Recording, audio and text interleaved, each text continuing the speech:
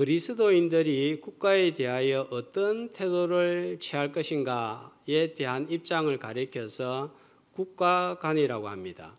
초대교회에서는 국가가 교회를 지배하여 핍박을 했습니다. 또 중세에는 반대로 교회가 국가를 지배하여서 왕이 눈발이 날리는 추운 겨울날 교황에게 용서를 구하기 위하여서 맨발로 카노사 성문 앞에서 무릎을 꿇기도 했습니다. 카노사의 굴욕이라고 불리는 사건입니다. 역사적으로 교회와 국가는 대립, 지배, 배탈을 반복해 왔습니다. 그러면 우리 장로교회, 개혁주의 교회의 국가관은 어떨까요? 웨스트민스터 신앙고백서 23장 1항은 이렇게 말씀을 하고 있습니다. 자, 제1항 하나님께서는 모든 국가의 백성들을 위해 위정자들을 세우시고 자기의 관할 아래에서 직무를 수행하게 하셨다. 그것은 하나님의 영광과 그 백성의 공공의 유익을 위한 것으로서 선한 자들은 보호하시고 격려하는 한편 악행하는 자들을 벌하기 위해서였다. 그러니까 이 권위는 하나님이 세상 정부라도 주셨다 하는 것입니다. 그래서 인정을 해야 된다, 받아들여야 된다 하는 것이고, 3항은 그러므로 국가의 공직자의 책무는 모든 종교적 혹은 교회적 집회도 방해나 교란당함이 없이 개최할 수 있도록 질서를 유지하는 것이다. 교회가 온전한 예배와 종교의 자유를 누릴 수 있도록 질서를 유지하는 것이 국가 공무원들의 책무다 하는 것이고, 자, 그러면 교회와 하나님의 백성들은 어떤 일을 해야 되는가 하면 공직자를 위하여 기도하고 그들을 존경하고 세금과 부가금을 바치고 합법적인 명령을 순종하고 양심상 그들의 권위에 복종해야 한다 하는 것입니다. 코로나가 발생했을 때 정부 시책에 함께 하는 것이 좋은 예가 될 수가 있겠습니다. 자, 그러나 세속 정부가 하나님의 뜻에 반할 때는 항거할 수 있습니다. 신사 참배를 강요할 때 정부에 대하여 반대 운동을 펼친 것은 또 이에 대한 좋은 예가 될 수 있겠습니다. 국가론에 대해서 전하는 시간이 아니기 때문에 길게 말하지는 않겠습니다. 세속 정부가 제 기능을 다할 때는 교회와 상호 보완 협조가 이상적으로 잘 이루어지겠지만 받은 권력을 통치자 한 개인이나 야망을 위해서 악용할 때는 심각한 문제가 발생합니다. 언젠가 사망한 김정일이 저녁에 파티를 열었는데 그 장면을 본 일본인 요리사가 증언하는 글을 읽은 적이 있습니다. 무슨 게임을 했는데 게임에서 지면 바리깡으로 남자들의 머리를 미는 것이 벌칙이었다고 합니다. 엽기적인 증언이었고 저는 이 글을 읽다가 속이 울렁거렸습니다. 참석한 사람들은 대부분 고위직 출신들일 것이고 한 가정의 가장일 텐데 바리깡으로 뭘 게임에서 졌다고 머리를 밀어버리는 이 행동은 얼마나 모욕적이고 수치스러운 일입니까? 완전 인격 모독, 인권 유린인 거예요. 자, 이런 일이 과연 일어날 수 있는지 믿기지 않지만 사실은 이보다 훨씬 더 심한 일들이 권력이라는 이름 하에서 벌어지고 있습니다.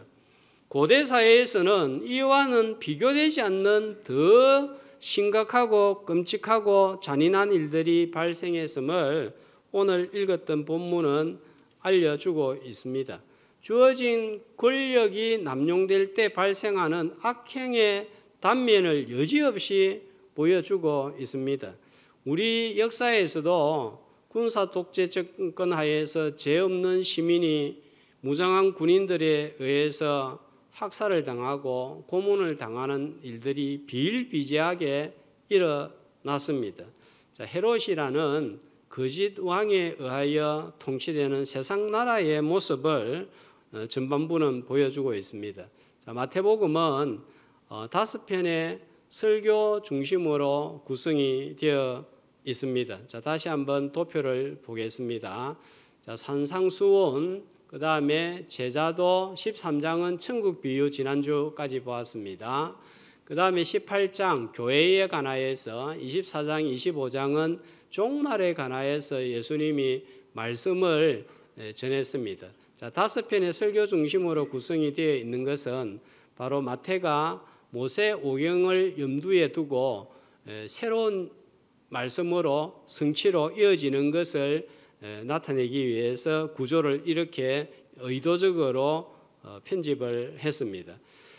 자, 마태복음 13장 천국 비유가 끝난 후부터 13장 53절부터 17장까지는 3차 갈릴리 사역에 관한 말씀인데, 역시 8장과 9장에서 나온 9개의 기적과 말씀처럼 또 이 3차 사역지에서도 기적과 말씀을 논쟁을 통해서 예수님 자신이 누구인가를 드러내고 있습니다. 손가락으로 피아노를 가리키면 뭘 봐야 된다고요? 피아노를 봐야지 손가락을 보면 안 되죠, 그죠? 그 기적을 통해서 예수님이 나타내고자 하는 것은 예수님이 누구신가? 그럼 예수님을 바라봐야 되는데 기적만 바라보는 것은 잘못이라는 것입니다. 자, 오늘 말씀은 왕궁의 파티와 빈들, 광야의 배고픔을 대조적으로 보여줌으로써 같은 왕이 지배하고 있지만 완전히 다른 나라의 모습을 나타내주고 있습니다.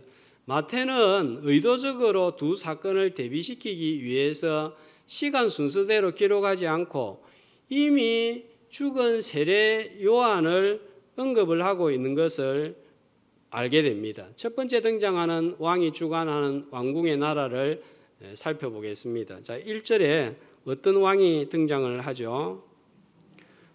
자, 헤롯 왕이 등장하는데 어떤 왕이라고요? 분봉왕 하는 것은 나라를 나누어 다스린 왕이다 하는 의미가 되겠습니다. 예수님이 태어났을 당시에 2살 이하의 아이들을 살해한 왕은 아버지 헤롯으로 헤롯 대왕이라 불렸습니다. 이 헤롯 대왕하고 본문에 나타난 헤롯은 구분이 됩니다. 아들입니다. 자, 가계도를 한번 보면 아주 복잡한데 여기에 있는 헤롯 왕이 헤롯 대왕이라고 불리는 헤롯 성전을 짓고 예수님 당시에 아이들을 살해하라고 명령한 왕이고, 자, 그 아내들이 10명이 쭉 있었습니다. 5명이 나와 있고 그 외에 5명이 또 나와 있는데, 자, 말다케라는 아내에게 세 아들이 태어났는데 아켈라오, 헤롯 안티바스, 필립 2세 3명이 있었는데, 자, 사후에 이 3명의 아들에게 팔레스타인 지방을 통치하도록 분배를 해 준 것입니다. 그래서 헤롯 안티바스, 그 노란 부분에 있는 중간에 있는 헤롯 안티바스가 오늘 본문에 등장하고 있는 헤롯 왕입니다. 자, 이 세 왕이 통치한 지역을 한번 지도로 보면은 세 지역으로 나누어집니다. 자, 그런데 헤롯 안티바스가 통치한 나라는 갈릴리 베레아인데 주로 예수님이 활동한 중심지가 갈릴리와 베레아입니다. 자, 그리고 초록색이 있죠. 저 부분은 로마 총독이 통치를 했던 부분입니다. 그러면 엄밀하게 말하면 3분의 1을 통치하는 것이 아니라 4분의 1을 통치를 하는 분봉왕이 되겠습니다. 자, 이 왕이 언급이 되어 있는 이유는 갈릴리와 베레아 지역을 주님이 사역을 했기 때문에 그 지역하고 관련이 되어 있기 때문입니다. 자, 이 헤롯 안티바스의 생일 잔치가 왕궁에서 지금 벌어지고 있습니다. 자, 왕족들과 귀족들이 화려한 옷을 입고 참석하고 온갖 좋은 음식과 술이 나오고 흥겨운 음악과 춤판이 벌어졌습니다. 부족한 것이 정말 없어 보이는 연회장입니다. 왕은 값비싼 선물도 받았을 것입니다. 자, 이런 연회 파티 모두가 참석하고 부러워하는 장소입니다. 그런데 이런 화려함과 풍요로움이 넘치는 곳에서 무슨 일이 일어나고 있느냐 하는 것입니다. 불법이 자행되고 있었습니다. 법을 지키고 준수하기 위해서 권력을 쥔 왕이 법을 어기고 있는 거예요. 왕의 권력으로 이복 동생의 아내를 차지합니다. 또 이 이복 동생을 아내를 차지하기 위해서 본처와 이혼을 했습니다. 율법에 의하면 사형에 처해지는 행위였습니다. 자, 다른 성경과 이렇게 합해서 볼 때 이 새로운 아내의 이름은 헤로디아이고 그 딸은 이름이 살로메인데 이때가 12살로 추정을 합니다. 생일을 맞았으니까 이 딸은 이전 남편과의 사이에 태어난 딸입니다. 그러니까 새로운 아버지를 위해서 춤을 춘 거예요. 왕은 술에 취해서 기분이 좋아지고 눈이 반쯤 돌아간 상태가 되어서 이제 판단력도 흐리고 기분대로 말을 하는 거예요. 무엇을 요구하든지 나라의 절반이라도 너한테 줄게. 뭐가 필요하냐? 그랬더니 어머니한테 달려가서 뭐 달라고 할까요? 하니까 어머니가 정말 예상하지 못했던 세례 요한의 머리를 달라고 해라. 그러니까 그 딸도 나중에 잘려진 세례 요한의 머리를 소반에 들고 그 엄마한테 갖다 줍니다. 이 보통 사람이면 기절초풍을 할 텐데 그 잘린 목을 본다는 것이 기절초풍을 할 텐데 그걸 들고 가는 거예요. 그러니까 얼마나 본성이 악하고 잔인한지 그 엄마의 그 딸입니다.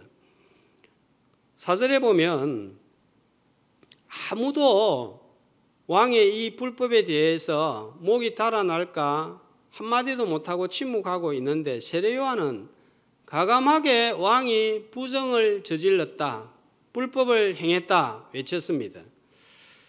즐겁게만 화려하게만 보이는 파티에서 이 일로 인해서 무죄한 자를 참수시키는 끔찍한 일이 발생했습니다. 왕의 권력과 한 여성의 원한과 여아의 춤이라는 흥겨움이 만들어낸 죄악의 열매가 아무 죄 없는 세례 요한의 목을 베는 것이었습니다. 자, 5절에 보면 왕은 양심의 가책이 있었습니다. 또 두려움도 있었습니다. 그럼에도 불구하고 목 베는 것을 허락을 했습니다.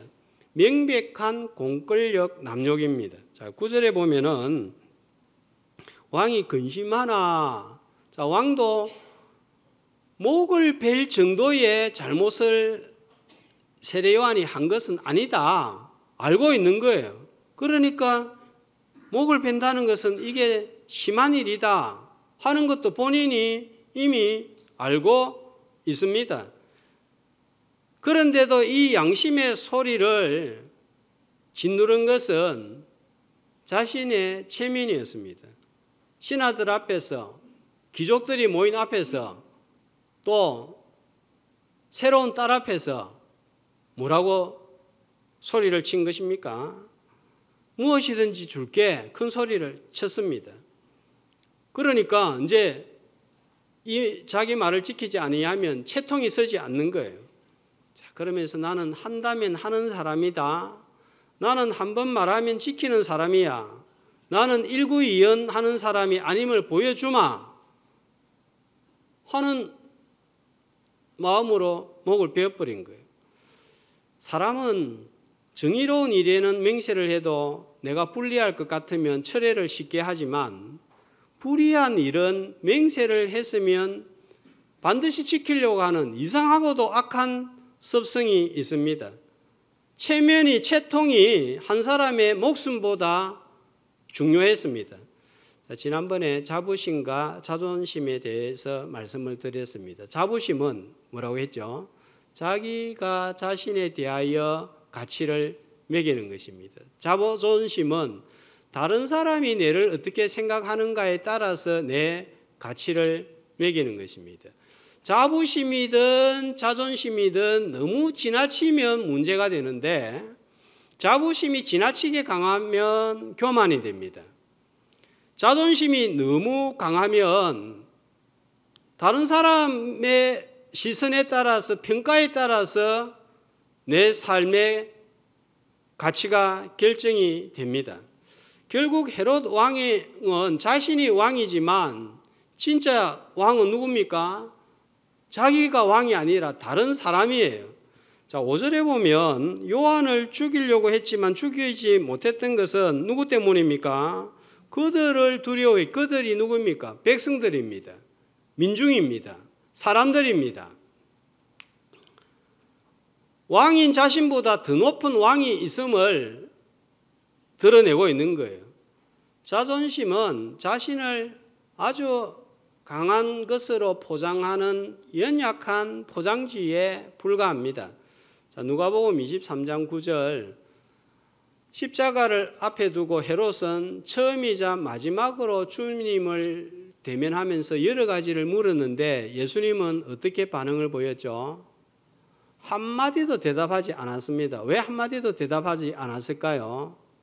어차피 말해봤자 듣지 않을 테니까 우리가 누구하고 막 이야기를 하다가 분명히 그 사람의 말이 잘못됐고 내가 옳은데도 불구하고 그냥 침묵할 때가 있습니다. 왜 그럴까요? 말을 해봤자 입만 아프고 통하지 않으니까 저 사람은 내 말 듣지 않으니까 그런데 그 상대방은 자기가 이겼다고 착각을 하는 거예요. 자, 주님도 이런 강한 자아를 가진 자에게 할 말이 없습니다. 말씀이 들려지지 않음을 너무 잘 아셨기 때문입니다. 자, 이번에는 요한을 죽이는데 죽이면 안 된다는 걸 알면서도 죽입니다. 왜 죽입니까? 역시 사람들의 눈과 귀 때문입니다. 죽이지 못할 때에도 죽일 때에도 왕은 자신이 아니라 다른 사람이었습니다. 자, 오늘 우리의 왕은 누구인지 또 살펴봐야 되겠습니다. 자존심, 다른 사람, 고집, 편견이 나를 다스리고 있으면 그것이 나의 왕입니다. 이런 왕이 나를 통치하면 아무리 풍성하고 화려하고 힘이 있는 왕궁에 있다고 할지라도 법을 어기고 5절처럼 두려움이 있고 10절 의로운 자의 목을 베는 잔인함과 살인의 현장에 불과한 거예요. 지옥입니다. 죽음의 장소입니다. 왜 가장 풍요로운 화려한 곳이 지옥이 됩니까? 참왕이 통치하지 못하고 자존심, 사람, 술, 춤이 지배하고 있기 때문입니다. 이런 왕이 있는 곳은 결코 행복할 수도 없고 안전할 수도 없고 참된 평안도 없습니다. 언제 칼이 날아와서 내 목을 칠지 모르는 거예요.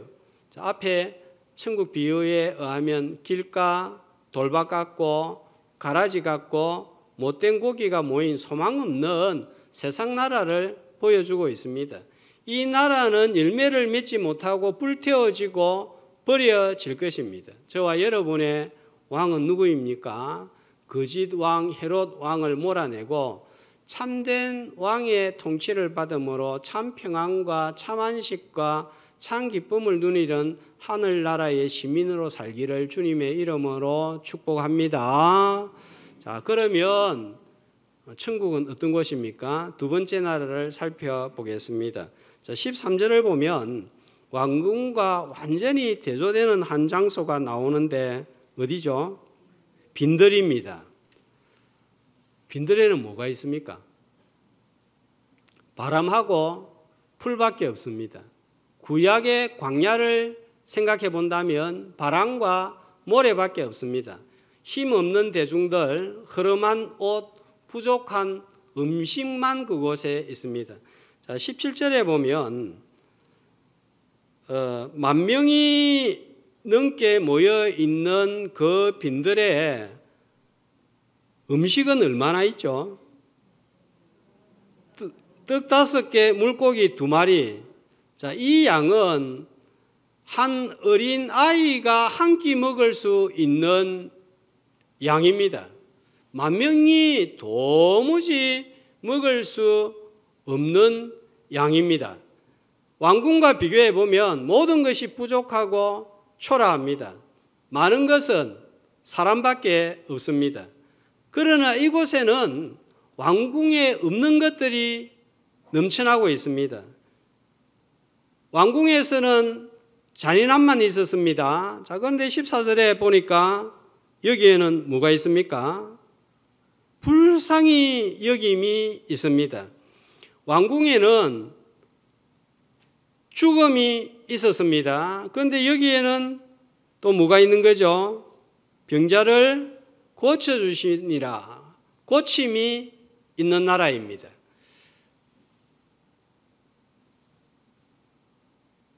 (19절에) 보면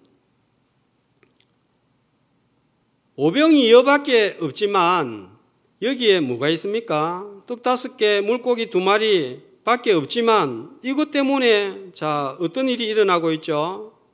하늘을 우러러 축사하시고, 자, 축사하시고, 이거는 감사하시고 이 말이 되겠습니다. 또 뭐가 있습니까? 감사하고, 아주 적은 양이지만 이걸 어떻게 하는 거예요? 떼어서 나누어 주는 거예요. 감사와 나눔이 있습니다. 왕궁은 먹고 마시고 춤을 추지만 감사와 만족이 없고 소수만 잘 먹고 누리지 왕궁 밖에 굶주린 자들과 나눔은 찾아볼 수가 없습니다. 자, 그러니까 20절 이렇게 부족함에도 불구하고 자, 어떻게 20절은 표현하고 있습니까? 다 배불리 먹고 남은 조각이 12바구니에 차게 거두었다. 이렇게 부족한데 먹고도 남았습니다. 시편 23편 1절에 보면 여호와는 나의 목자시니 내가 부족함이 없으리로다 그렇게 말씀했는데 왜 이런 일이 일어나는 거죠? 모든 면에서 비교가 되지 않는 빈들에서 모든 것이 다 갖추어진 왕궁에서 일어날 수 없는 일이 발생하는 이유는 똑같은 왕이라는 칭호를 가졌지만 가짜 왕, 거짓 왕, 세상 왕이 아니라 진짜 왕, 참 왕, 온 세상과 우주의 왕, 왕 중의 왕이 계셨기 때문입니다. 차이는 이 한 가지밖에 없지만 결과는 완전 다른 세상, 다른 나라가 건설이 되었습니다. 자, 대구에 가면 아주 아름다운 청라 언덕이라고 있습니다. 가보셨습니까? 네, 저도 사실은 못 가봤습니다.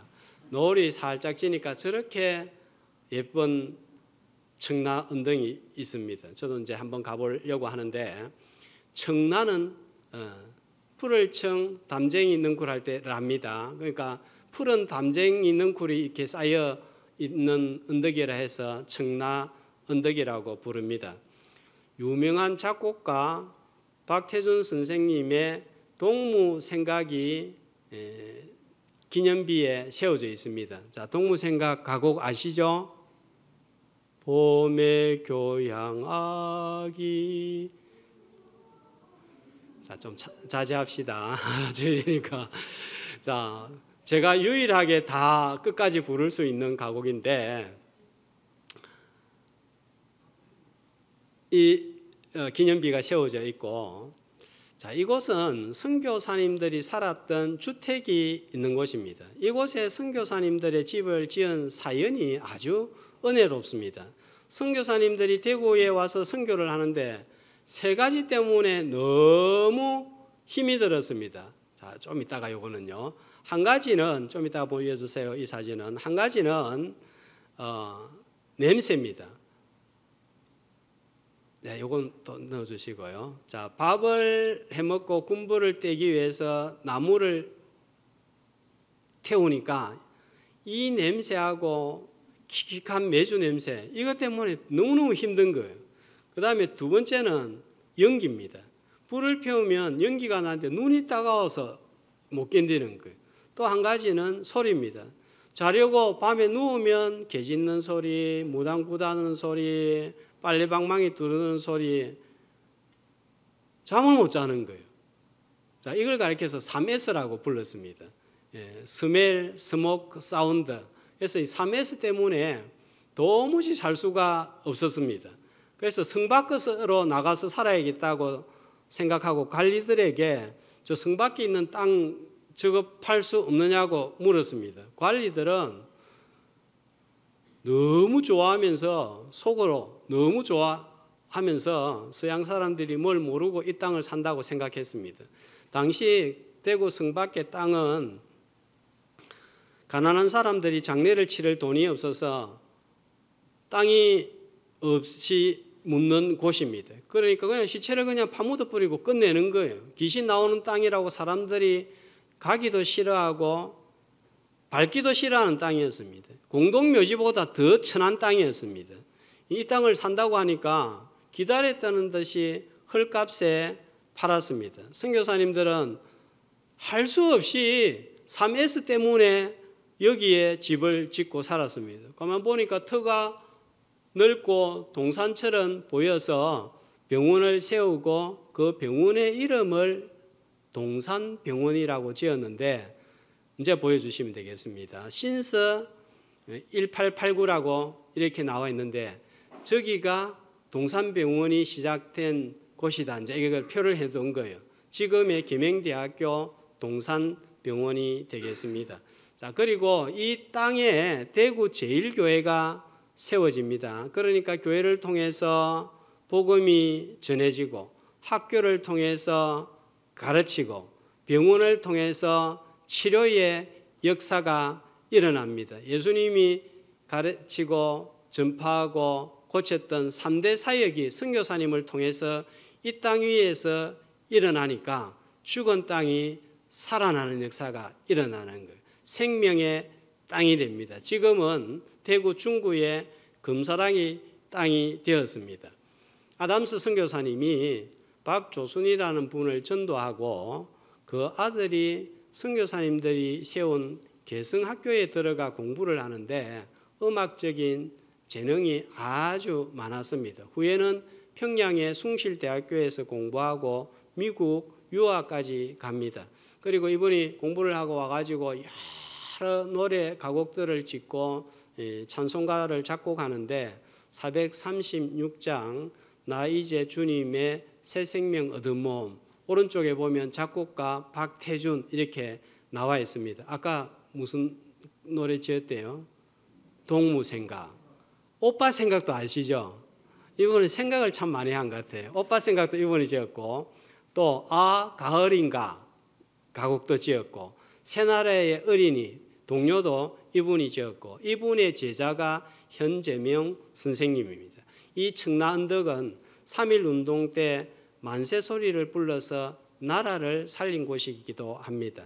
고가는 소리가 들리는 죽은 땅, 어둡고 소망 없는 땅이라도 왕이신 주님이 다스리기 시작하니까 찬송이 들리고 노래가 나오는 밝고 환한 아름다운 소망의 땅으로 변했습니다. 그 주님이 오늘 나를 다스리고 우리 가정을 다스리고 교회를 다스릴 때 생명의 역사, 소망의 역사, 찬송의 역사, 노래의 역사가 일어날 줄로 믿습니다. 자, 중요한 것은 내 가정, 내 삶의 현장의 왕이 누구인가 하는 것입니다. 주일은 예배는 이 땅에 오신 하나님의 본체이신 주 예수 하나님을 참 왕으로 삼는 시간입니다. 마태복음의 제일 핵심 주제는 여기에 나와 있습니다. 이 땅에 오신 하나님의 본체 왕께 만세 찬양 주 예수 하나님. 그래서 이 왕 대신 주 예수 하나님을 마태복음을 통해서 우리는 쭉 살펴보고 있는 것입니다. 한 주간을 돌아보며 나를 통치하고 이끌어갔던 것은 무엇이었는지, 무엇이 나의 주인이었는지를 점검하며 참 왕에게 소유권을 이전하고 통치받을 때 생명의 동산, 소망의 동산, 평안과 기쁨의 동산으로 변하는 복된 이 시간이 되시기를 주님의 이름으로 축복합니다. 오병이어 기적 사건은 얼마나 중요했는지 사복음서에 다 기록이 되어 있습니다. 그리고 사도 요한은 이때 일어난 사건에 대해서 어떤 의미가 있는지 이걸 밝히고 있습니다. 그런데 헤롯 왕궁에서 일어난 사건에 대해서는 아무 말을 안 합니다. 해석이 없습니다. 아무리 화려한 왕궁이라고 할지라도 거기에 진짜 왕이 없으면 하나님 앞에서는 의미가 없다는 거예요. 그러나 아무리 부족하고 초라한 빈들이라고 할지라도 참 왕이 다스리면 그곳은 놀라운 장소가 되는 것입니다. 빈들에서 주님으로부터 양식 얻어먹은 장면은 구약에서 어떤 장면을 생각나게 만들죠? 광야에서 이스라엘 백성들이 농사도 짓지 않았지만 만나를 얻어먹은 장면을 연상하게 합니다. 이 만나가 무엇인가? 요한복음 6장 35절에는 예수님이 직접 해석을 했습니다. 한 목소리로 나는 생명의 떡이니 내게 오는 자는 결코 줄이지 아니할 터이요 나를 믿는 자는 영원히 목마르지 아니하리라. 바로 이 만나는 오실 예수 그리스도 생명의 떡, 생명의 말씀을 예표해 준 거고 이제 예수님이 오심으로 이 약속이 성취가 되었음을 보여주고 있습니다. 구약에서 만나는 누가 주셨습니까? 하나님이 주셨습니다. 이제 이 생명의 떡을 오병이어 기회적으로 먹이시는 분은 누구십니까? 예수님이십니다. 그러므로 이 예수님은 하나님과 동등하신 신적 본체이심을 계시하고 있는 거예요. 뭘 통해서? 오병이어의 기적을 통해서 이것을 드러내고 있는 것입니다. 이 기적은 또한 메시아이신 주님이 베푸시는 장치였습니다. 주님이 계시면 잔치가 벌어집니다. 궁궐이나 초막이나 사막이나 내주 예수 모신 곳이 그 어디나 하늘나라가 되는 이유가 여기에 있는 거예요. 왕궁이라도 주님을 모르면 지옥 같습니다. 자, 오늘 1절 말씀을 보시면 헤롯은 예수님의 소문을 듣고 예수님을 누구로 알았다고 하지요? 세례 요한이라고 알았습니다. 그러니까 예수님에 대해서 안 건가요? 모르는 건가요? 몰랐던 거예요. 그러니까 주님의 길을 예비하는 자의 목을 베어버렸습니다. 자, 그런데 이 세례 요한의 끈을 감옥에 가두고 목을 벤 사건은 예수님이 고난받고 십자가에 죽으실 것을 예표하는 사건이 된 것입니다. 악속에서도 하나님의 선한 뜻이 드러나고 있는 것을 볼 수가 있습니다. 천국은 주님이 참 왕, 참 구주로 드러나고 전파되는 것입니다. 빈들의 배고픔을 채우는 기적을 통해서 우리는 주님을 만나야 됩니다. 배고픔만 채우려고 하는 자들은 주님을 놓치고 마는 거예요. 요한복음 6장 15절은 이런 기적을 행했을 때 백성들은 어떤 반응을 보였는지 이렇게 말씀하고 있습니다. 한 목소리로 예수께서 그들이 와서 자기를 억지로 붙들어 임금으로 삼으려는 줄 아시고, 자, 왜 예수님을 임금으로 삼으려고 했을까요? 진짜 예수님이 만왕의 왕이고 참 왕이기 때문에 왕으로 모셔야 되겠다. 이거 아니죠.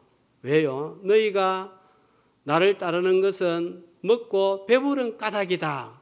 그러니까 예수님을 이용해서 내 필요를 채우려고 한 거예요. 내 문제를 해결하려고 한 거예요.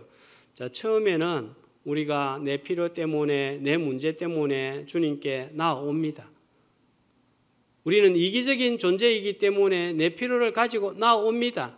자, 그러나 그렇게 나왔다가도 그 문제를 통해서, 그 아픔을 통해서, 눈물을 통해서 누구를 만나야 되는가 하면 우리 주 예수 그리스도 참 왕을 만날 때 그것이 진짜 우리의 목적을 달성하게 되는 거예요. 자, 처음에는 내 필요 때문에, 눈물 때문에 나왔다가 참 왕이신 주님을 만나는 은혜가 임하기를 주님의 이름으로 소망합니다. 빈들에서 일어난 하늘의 잔치는 제자들과의 성만찬으로 이어집니다. 그래서 우리는 성찬을 통해서 구주요 만왕의 왕이심을 인정하게 됩니다. 성만찬은 제자들과 나눈 최후의 만찬을 통해서 제정해 주셨습니다. 이제 우리는 성만찬을 통해서 찢겨진 몸과 주님의 흘리신 피를 통해서 생명의 떡이 되신 주님을 기념하고 그 주님이 다시 오실 때까지 주님의 통치를 받으며 주님을 전하며 천국에서 주님이 마련하신 식탁에서 주님과 함께 떡을 먹고 마실 것을 내다보는 것입니다. 오늘 예배를 통해서 왕이신 주님을 만나고 찬양하며 경배하기를 소망합니다. 이를 위해서 마지막으로 꼭 점검합시다. 오늘 나의 왕은 누구입니까? 누가 나를 다스리고 있습니까? 나의 감정, 자존심, 돈, 체면, 편견이, 일이 나를 다스린다면 참 평안과 기쁨은 없습니다. 만왕의 왕이신 주님이 나를 다스리면 죽음과 절망의 장소, 공동묘지 같은 곳이라 할지라도 생명과 소망의 에덴 동산이 될 줄로 믿습니다.